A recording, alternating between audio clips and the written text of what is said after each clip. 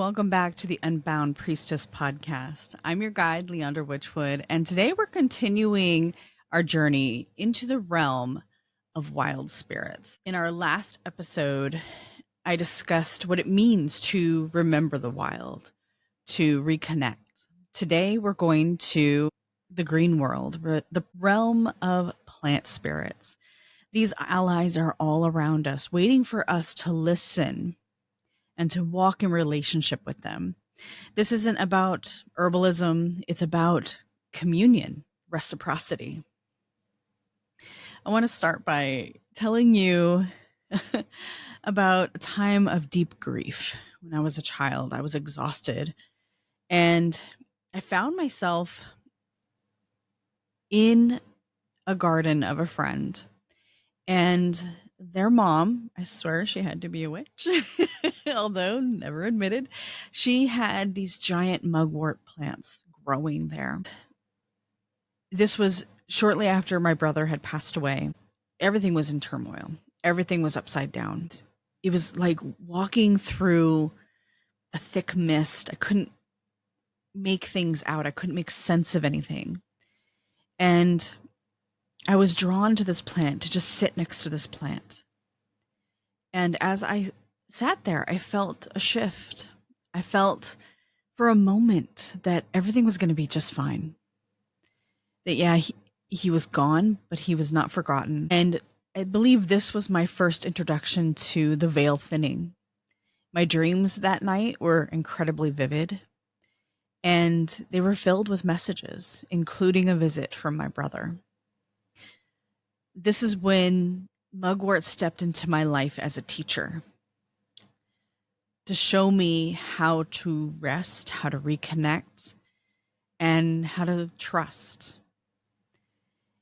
This experience isn't about olfactory or chemistry. It's about those experiences we can't explain, that we can't quantify. And you're going to have many of those experiences when you're working with the natural world. So today, when I am remembering that moment, when I'm feeling grief for any loss that I have encountered, I brew a cup of mugwort. I sit quietly with a candle lit, my journal open, to let anything flow through me, to let the words, the messages, to be channeled in the way that they need to be channeled. And I sit in companionship, in partnership with mugwort, as mugwort soothes my soul, as she guides me as a present, actionable companion that works quietly, right under the surface. And soon, not long after you start working with plants in this way, you realize that they are the wisdom keepers. They are the storytellers. They are the teachers. They are the guides, the trusted wisdom. So let me be clear. What do I mean when I talk about a plant spirit? Every plant, from the mighty oak to the tenacious dandelion growing out of the sidewalk, carries a consciousness. Now, to be clear, this is not a human consciousness. This is a spirit, a presence, a vibration, a sovereign vibration that we can feel and we can work with if we choose to slow down and notice it, to remember it.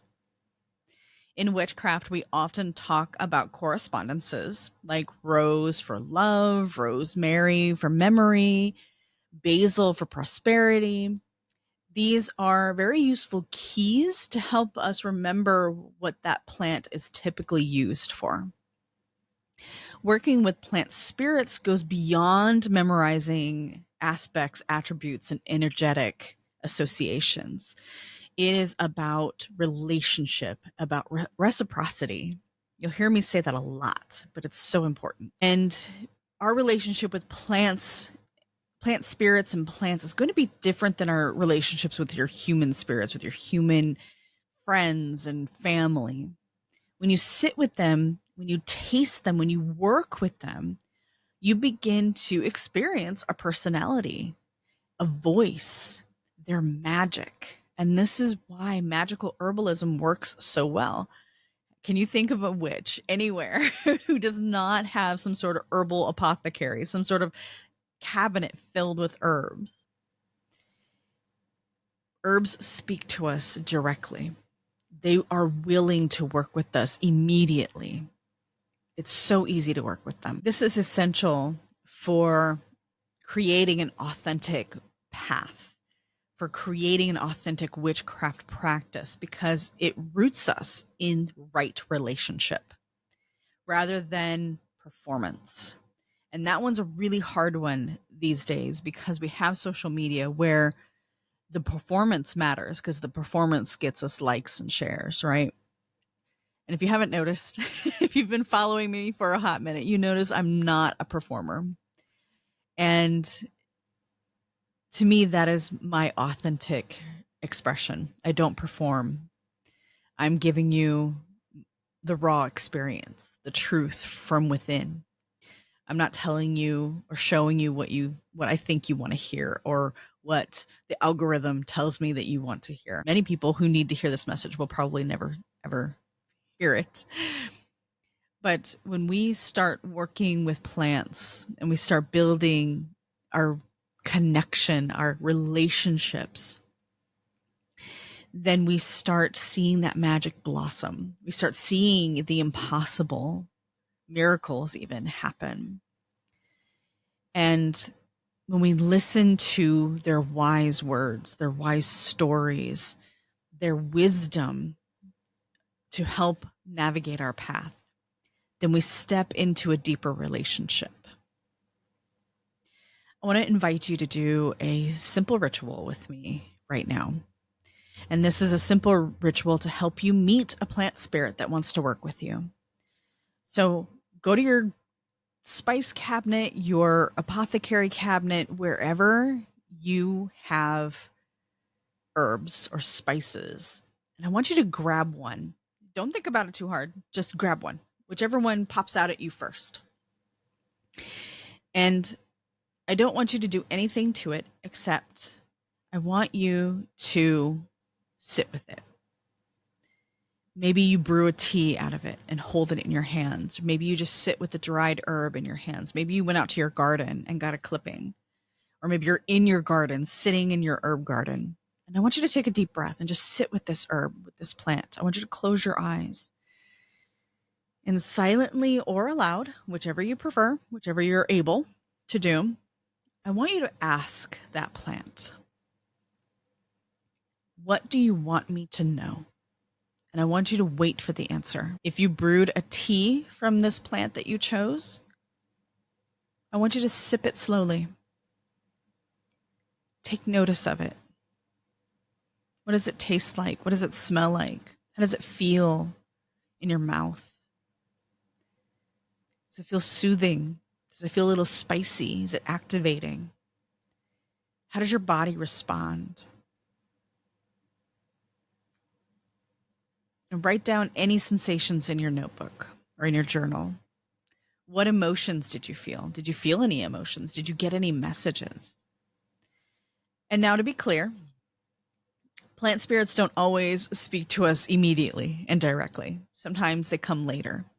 So pay attention in the next 3 or 4 days. I want you to pay attention to your dreams. Pay attention to synchronicities.